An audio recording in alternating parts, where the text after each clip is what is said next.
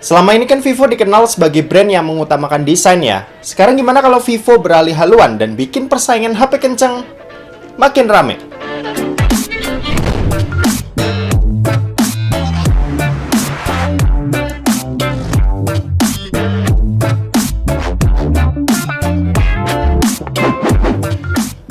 So guys, balik lagi sama kuliah sore bareng L di sini. Oke, jadi ini adalah Vivo T1 5G, HP yang sebenarnya udah launching dari beberapa bulan lalu.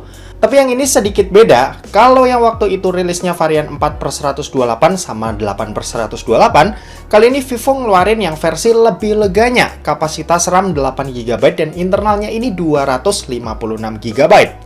Yap, ini varian kapasitas baru dari T1 5G yang pastinya bakal jawab pertanyaan kalian lah yang kemarin nanyain kapasitas lebih gede dari 128GB yang tentunya tetap mengusung smartphone yang kenceng ya, kayak slogannya Get Set Turbo. Buat performanya, T1 5G ini dibekali dengan chipset kenceng dari Dimensity 810 5G yang punya fabrikasi 6nm dengan konsumsi daya yang rendah tapi tetap ngacir ya. Antutu versi 9 ini bisa dapetin skor di angka 388.000, angka yang cukup meyakinkan buat smartphone kelas menengah. Ditambah ini adalah chipset yang juga udah mendukung koneksi dual on 5G, udah bisa banget dipakai buat jangka panjang.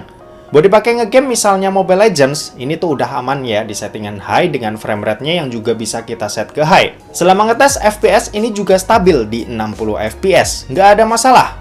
Terus lanjut buat PUBG Mobile, ini settingan yang didapat bisa kita set ke Smooth Ultra ya. 40 FPS gampang banget nih buat didapetin dan selama ngetes performanya juga cukup stabil.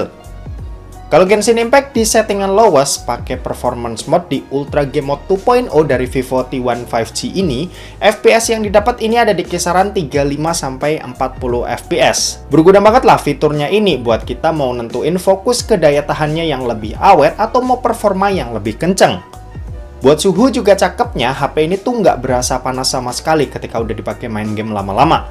Liquid cooling yang terdiri dari 5 komponen di Vivo T1 5G ini itu ngebantu banget bikin HP ini tetap berasa nyaman ketika dipakai buat ngegeber karena ini bisa nurunin suhu smartphone sampai 10 derajat Celcius.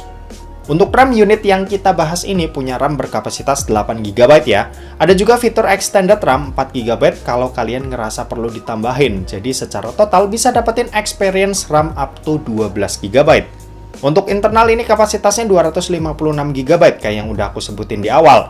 Ini punya ruang lebih lah buat nyimpenin berbagai macam file. Vivo sih ngeklaim ya kalau ini tuh bisa nyimpen foto sampai 65.000 foto. Video atau film ini bisa sampai 1.800-an file, dan aplikasi-aplikasi ini bisa sampai ribuan juga jumlahnya. Ditambah kalau kalian ngerasa kurang, ada juga nih slot micro SD up to 1TB yang bisa kalian pakai. Gokil!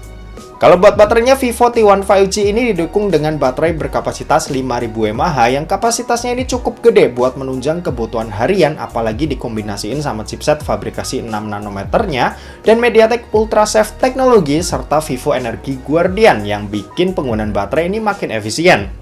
Nonton YouTube selama 1 jam, baterainya ini berkurang sebanyak 4%. Main sosmed selama 1 jam, baterainya ini berkurang sebanyak 6%. Dan buat main Genshin Impact selama 1 jam di settingan lowestnya, baterainya ini berkurang sebanyak 16% aja. Cakep banget! Buat chargingnya sendiri ini ada di 18 watt fast charge. Ngisi dari 0 sampai penuh ini butuh waktu sekitar 2 jam kurang dikit. Agak kerasa kurang cepat ya buat di kelasnya. Nah, tadi kan kita udah bahas sisi teknis dari smartphone ini yang bisa dibilang itu cakep banget. Sisi yang sebenarnya itu selama ini tuh kurang dilirik sama Vivo. Sekarang gimana nih sama hal lainnya? Hal yang biasanya Vivo tuh unggulin banget dari smartphone-smartphone-nya. Misal aja desain. Desain kalau dilihat-lihat ini masih kayak Vivo-Vivo yang lainnya ya. Bahasa desainnya ini masih ciri khas Vivo banget. Material yang dipakai ini polikarbonat dengan finishing yang Vivo sebut crystalline matte finishing karena ini tuh bebas bekas sidik jari, goresan, dan juga debu. Buat varian warna yang kita bahas ini itu namanya Rainbow Fantasy ya, yang bisa ubah-ubah warna gitu sesuai pantulannya. Sementara ada satu lagi nih yang namanya Starlight Black kalau kalian mau yang lebih kalem. Terus beralih ke bagian depannya, ini ada layar yang punya ukuran 6,58 inci, resolusinya Full HD+, dan panel yang dipakai ini IPS LCD dengan P3 Color Game Mode yang bisa kasih kualitas layar yang tajam. Untuk layar ini lumayan cakep ya, cuma sayang aja desain yang dipakai ini masih water notch drop gini. Buat sebagian orang ini nggak akan jadi masalah, tapi bakal banyak juga yang mempermasalahkan ini. Apalagi buat refresh rate ini masih 60 Hz, jadi kerasa kurang sat-sat lah ketika lagi dipakai scrolling-scrolling sosmed atau aplikasi. Oh ya, di sisi samping kanan dari smartphone ini ada juga ya Ultra Fast Side Fingerprint yang kecepatan bacanya udah tergolong cepet lah dan udah bisa diandelin banget. Terus nggak ketinggalan, di sini ada juga NFC Multifunctions yang berguna banget ya buat banyak hal. Ngecek saldo kartu elektronik, transfer dokumen, dan juga bisa buat duplikat kartu akses. Buat sistem operasinya sendiri, Vivo T1 5G ini pakai Vantage OS 12 dengan basisnya Android 12 yang punya interface baru yang lebih cakep ya dari yang sebelum-sebelumnya. Banyak juga nih widget-widget yang tampilannya bikin tambah keren home screen kita. Oke, dan terakhir kita mau bahas kameranya, hal yang biasanya juga diunggulin dari smartphone Vivo. Untuk di bagian belakang ini ada 3 buah kamera, di mana ada 50 megapiksel night camera sebagai kamera utamanya. Terus sisanya ini ada juga 2 megapiksel buat bokehnya dan 2 megapiksel buat makronya.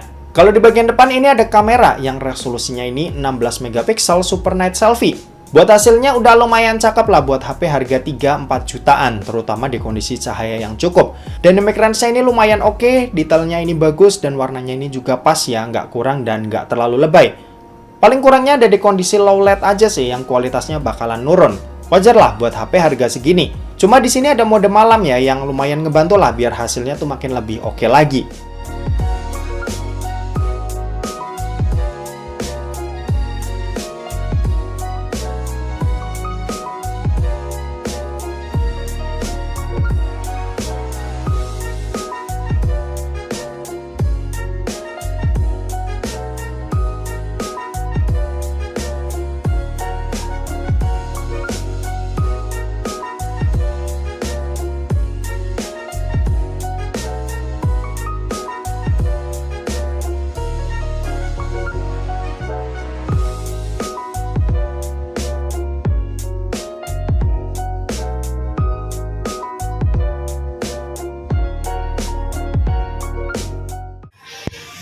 Oke, ini perekaman video kamera belakang dari Vivo T1 5G. Ini direkam pakai resolusi 1080 30 fps. Kita bakal ke taman. Di kondisi yang lebih terang hasilnya bakal lebih oke ya pastinya. Ini bisa 60 fps, nanti kita bakal coba juga yang 60 fps seperti apa. Oke. Kita coba dulu yang 30.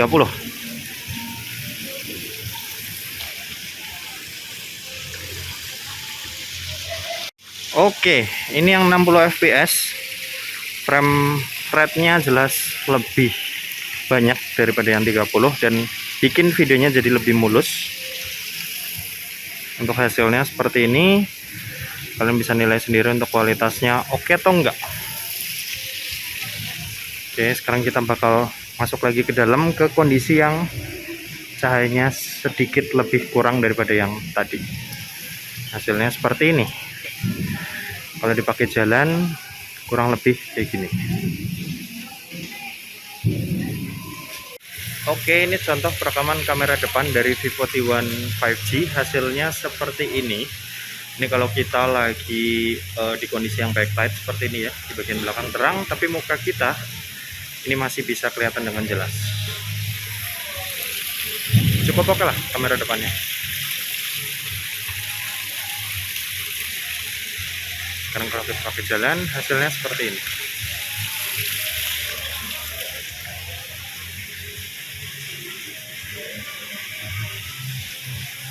Oke, gitu aja. Kesimpulannya, T-Series dari Vivo itu emang ditujuin buat ke arah orang yang emang cari performa HP ngebut ya. Apalagi seri T1 Pro 5G yang pernah kita bahas sebelumnya, itu juga cakep banget. Gak salah lah, Vivo buat seri baru di mana mereka tuh juga harus ambil hati kaum mendang-mending yang bener-bener mentengin performa ketimbang hal lainnya. Nah, si Vivo T1 5G yang 256GB ini itu udah tersedia juga ya di gerai offline Vivo. Gak cuma online di Shopee aja. Kalau kalian tertarik bisa langsung datengin aja. Dan oke, mungkin segitu aja buat video kali ini. Terima kasih buat yang udah nonton video ini. Jangan lupa buat like, komen, dan share juga ke teman-teman kalian supaya teman-teman kalian mendapatkan informasi yang bermanfaat dari kuliah sore. Oke, terima kasih buat yang udah nonton video ini sampai habis dan sampai jumpa di kuliah selanjutnya. Bye-bye!